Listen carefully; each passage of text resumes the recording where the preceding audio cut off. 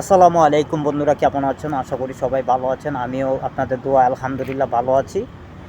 তো আপনারা যারা ফেসবুকে কাজ করতেছেন আপনাদেরকে কিছু কথা বলি যে আপনারা হচ্ছেন কি কিভাবে আপনারা ভিডিওটা আপলোড করবেন বা কিভাবে আপনারা একে অপরের পাশে থাকবেন বা কমেন্টে রিপ্লাই দিলে কি হয় সেটা নিয়ে একটু আপনাদের সামনে কথা বলতে আসছি। তো আপনারা ভিডিওটা কন্টিনিউ করবেন, কারণ ভিডিওটা স্কিপ করে যাবেন না, সবাই কন্টিনিউ করে যাবেন, তাহলে কিছু শিখতে পারবেন। আর যদি আপনি কন্টিনিউ না করেন তাহলে আপনি কিছু শিখতে পারবেন না। তো আমার দেখেন কিন্তু কেউ নাই ধরার মতো ক্যামেরাটা, তো আমি নিজেই একটা জায়গার মধ্যে বসাইছি ক্যামেরাটা, তো সেভাবেই কিন্তু আপনাদেরকে ভিডিওটা করতেছি। তো আপনারা ভিডিওটা স্কিপ না করে সুন্দরভাবে আপনারা দেখবেন আর কথাগুলো শুনে যাবেন।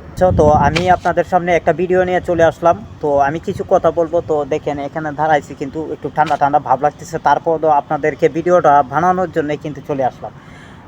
আমরা কিন্তু অনেকে ভিডিও বানাই বা অনেকে কিন্তু ভিডিও কিভাবে বানাবো সেটাও নিয়ে কিন্তু আমরা অনেক কিছু বিবৃতির মধ্যে পড়ে থাকি। তো আমি আপনাদেরকে কিছু সাজেস্ট করব।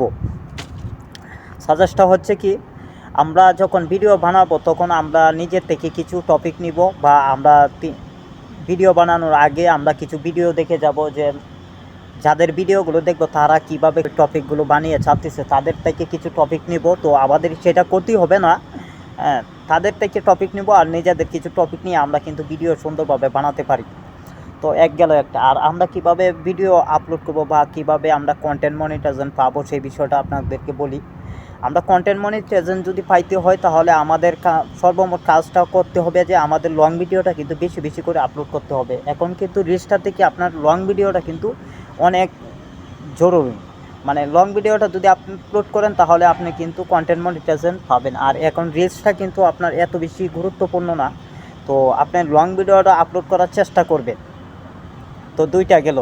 আর ভিডিওটা একটু কোয়ালিটিফুল করার চেষ্টা করবেন। যদি আপনি ভিডিওটা বানাইছেন এভাবে বানানোর পরে আপনি যদি চেষ্টা করেন, হ্যাঁ, ক্যাপকাট দিয়ে বা কোনো কিছু অ্যাপ দিয়ে আপনি ভিডিওটা এডিটিং সুন্দরভাবে করতে পারেন, তখন আপনি ভিডিও কোয়ালিটিটা আপনি ভালো করতে পারবেন, কালারফুল করে আপনি আপলোড করতে পারেন।